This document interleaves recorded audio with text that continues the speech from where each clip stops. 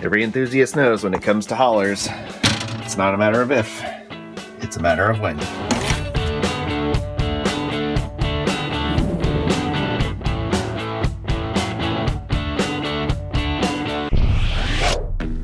Hey there folks, Chuck here, and this is sort of a part 2, sort of an independent build. Earlier you saw me build a 1970 Dodge Charger that was sort of a 4-horseman build, sort of a Skid 2021 build, sort of a present for my patron Kristian Stanland from 1st and 64th Customs over in sunny New Zealand.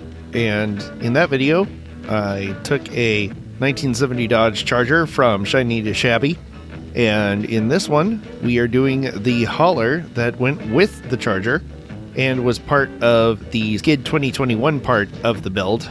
So without any further ado, let's get to the breakdown. This was part of Outlaw Speed Shop's Skid 2021 project, and basically we were supposed to create like a display that you would find at a SEMA type event. And I wanted to do a rat rod style setting with a clean backdrop, but some pretty ratty looking hot rods. So I wanted to use the Horizon hauler, as you saw earlier, theme it to Flying Valiant, sort of, have it be weathered but clean, and include a surprise, which I may have spoiled earlier. Ready? Punch that subscribe button. Let's boogie.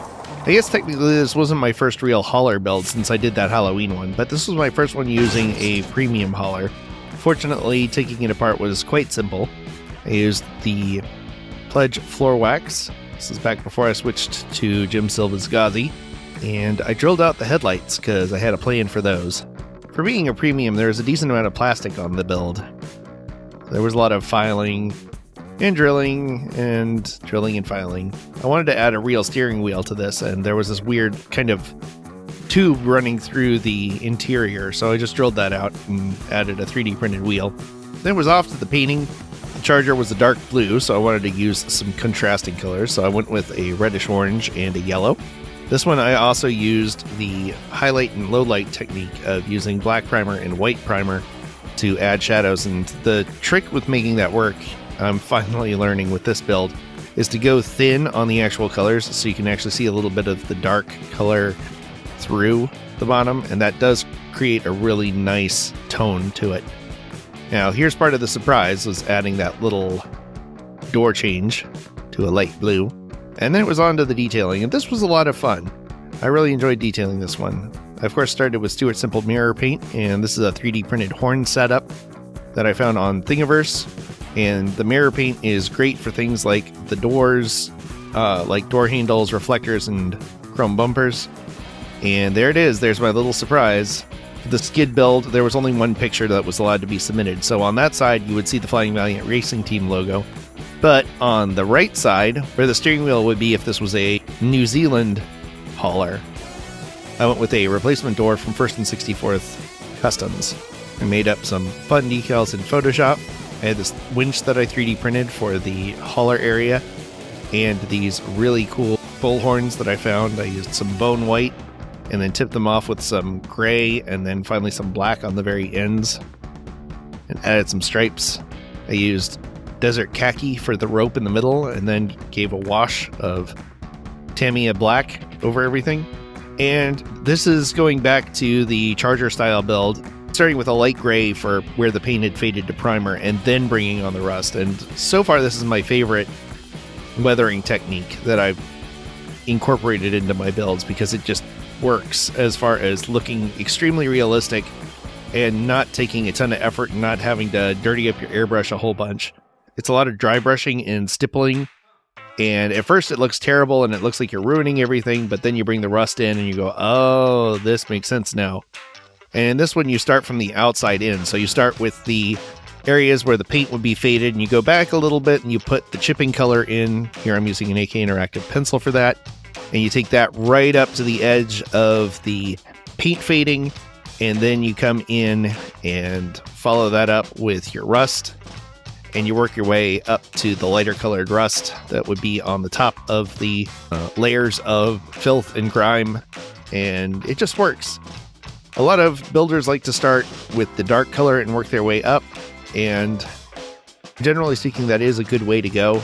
That's what I did with this build. Sometimes I mix it up and go light to dark. But as you can see with this technique, it's kind of a hybrid of both. You start with the light gray, and then you go back to the darkest, which would be the chipping color, which is basically imitating aged but not fully oxidized steel, and then you work your way to the rest. I wanted the replacement door to look a little nicer than the rest of the build, so it's not quite as dark. And this is the light rust from AK Interactive. Again, you just kind of lay it on with the pencil, you dip it in water, lay some spots on, and then stipple like crazy over the top, and that blends it really well. These pencils are interesting because they're not really watercolor pencils. They've got kind of a grease pen texture to them almost. So there's a little bit of oiliness to them. I think almost to a level similar to a oil pastel, but it's not an oil pastel. There's enough water solubility there that you can get these really nice effects. But it is a tricky thing to master. If you're going to give them a try, give yourself some time, get a practice vehicle to test on, and don't give up. Keep at it, and you'll find it works out quite well. The back hauler area was a lot of fun because I wanted to have it be almost more weathered than painted. And that's pretty true of what you find in most haulers that have been around for any significant period of time. Just because that's what they're for. They're not designed to look pretty, they're designed to haul stuff. And they're going to get chipped and scratched, and there's lots of brackets being thrown around on them and hooks getting caught, and they're left out in the rain. So I focused really hard on making sure there was almost no coloration on the top, and the sides, the areas that would get the least amount of use, would allow for that little bit of yellow to show through. Again, those AK Interactive pencils really coming in handy here. And just going over it, letting it dry, having different... This is tire marks of the colored pencil to simulate the grime and dirt that would come from tires going over and over and over the top of this. Again, hitting those high spots where the oxidation would be. And once the stippling is on, going top to bottom on them very lightly to create some streaking. I think this is dark brown that I did on top of everything, because on top of rust and oxidation, these things just acquire dirt and dust because of the nature of where the surface is. They're going to be driving down the highway, they're going to be picking up a lot of road grime, and the vehicles that drive onto them are going to have dirt in their tires. I think even with lightly weathered stuff, brown is very much an overlooked effect on these builds. Just straight up brown from dirt and dust.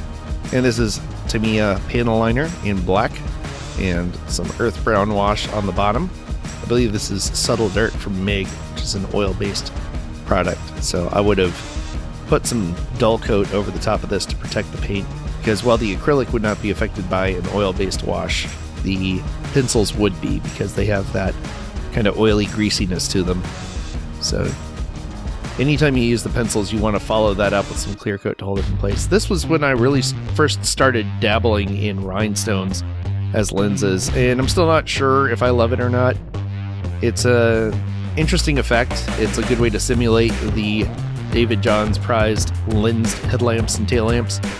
Let me know in the comments what you think of that technique. It is pretty handy, especially with grills like this where they would have a classic sealed beam headlight that would kind of have the facets to them that the rhinestone simulates fairly well, as long as you don't look too closely. This build was also a lot of fun because there was not a lot of actual cutting. It was a lot of addition to the build, but not any actual fabricating, so everything had that nice factory finish as it all fit together. I did, when I 3D printed things like the horns and the hood, bull horns, add tabs to the designs and drill holes so that they would sit firmly in place, so when I glued them in, they would not just snap off with any pressure, because I knew I was going to ship this thing to New Zealand, so it needed to hold on tight. So that's what those big holes in the hood and the roof are for. Doing the final details and touch-ups here. Again, a lot of Tamiya black panel liner and brown panel liner being used at this point. And I took some junk wheels to make the rearview mirrors on this. I didn't opt for the really big ones on the side. I was a little pressed for time at this point, so I just went with what I know. And those little axle mirrors are perfect for that. Again, this is rhinestones getting applied, and unfortunately they're slightly off camera, but you get the idea. Taking red and amber rhinestones and making lenses all along the side and on the back to simulate taillights and marker lights. And some final washes, really grind this thing up. Went a little heavy on the black on the top to simulate where oil had leaked and gotten into all the cracks and crevices of everything. And once everything was sealed up really good, I went over it with some more Stuart Simple mirror paint to simulate the trim. The stuff is really great for doing trim because the smaller it is, the more mirror-like the finish ends up. So doing very thin lines for trim really does a good job of simulating chrome. Then it was time for some Tamiya weathering powders. These are also a really great tool to have in your arsenal. That was the D set that had some soot in it. I wanted to have this one, again, be really kind of sooty and grimy, both from exhaust and from the burn of the road, if you will. There was a cool little logo in the middle that kind of looked like a Pontiac logo, so I gave it a turn signal red finish. I also wanted to give these straps that were molded in the bottom yellow as kind of a base color, but if you've seen straps on a tow vehicle, they are very often very barely the hint of the color that they originally started out as, so those will get weathered fairly heavily. Paint silver in the middle of the wheels and then finish them up with some Tamiya panel liner to grime everything up. And then some pastels again to tone down those straps so they're just barely visible. Final bits of wash. Some Nuln oil here going on top. I'm definitely overkill when it comes to washes, but I think it really adds to the patina. Alright, that's it. Time for the final decal and the number. And it's time to get this thing up on the pedestal and off to New Zealand. But before we do that, let's take one final look at what it looked like before. This is the Mariposa Horizon Hauler. It came with a pink 1968 Dodge Dart that I was very happy to add to my collection of A-bodies, and provided an excellent base for my Dodge Charger, Rat Rod, and had that right amount of fantasy and reality that, to me, speaks to the style that Kristian's builds are. They're a really fun blend of extreme reality and whimsy and fantasy, and wanted something that would look good parked next to his amazing hauler that he made. Alright, let's see where we ended up. I love this build. I am so thrilled with how it turned out. It's got a great patinaed look to it. It feels very real to me. I love the texture on the back hauler space, and again how the yellow just barely shows through that it's more weathering than paint, and the contrast between the replacement door and the rest of the cab. I have since shipped this to Kristian, and he seems quite pleased with the final product. He's a really good dude, and a great patron, and a great friend, and I'm really honored to have been able to talk to him a few times and swap ideas and, keep in touch. So if you get a chance to go check out his channel, I'll link to it in the description. He posts every now and again, and his builds are absolutely incredible. At this time, I'd like to thank my patrons for continuing to support me through all of this and the erratic process that has been getting Diecast Media Network posting regularly. We're still not quite there yet, but we are posting and we're staying active, so that's a thing. Thank you for everyone who likes, subscribes, shares these builds, or more importantly, the Diecast Breakdown episodes, because those are really an important part of growing this channel and getting more amazing guests on. We've got some really cool guests coming on, so be sure to hit the bell so you don't miss any episodes of that when they post. And be sure to stick around, because I got a lot more backlogged builds that I recorded last year and this year that have not seen the light of day yet. And it'll be so nice to finally share those with y'all. As always, I want to thank you for coming along with me for the ride. So until next time, stay fresh, cheese bags.